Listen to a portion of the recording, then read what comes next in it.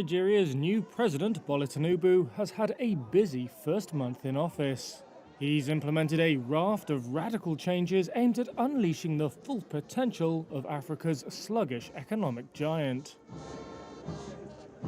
That race to reform has wowed investors.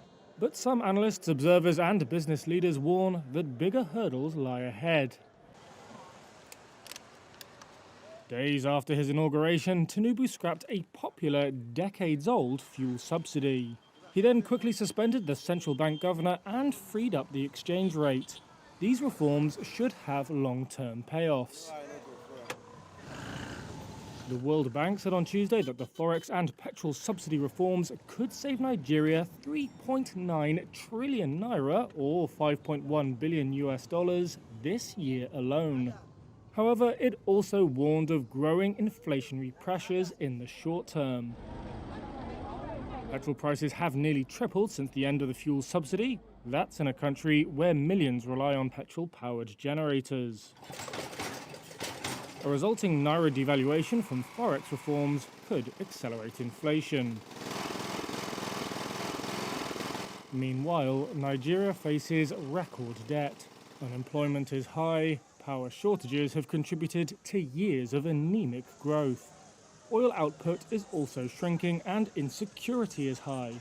Observers say tackling these problems is made harder by rampant corruption and entrenched patronage networks. They have a document that they have. Bismarck Rawane is CEO at Lagos-based financial derivatives company. The path to political power in Nigeria over time has always been through this vested interest. And when you deny them of their source of livelihood, then they will fight back. That could create a challenge when tackling, for example, insecurity.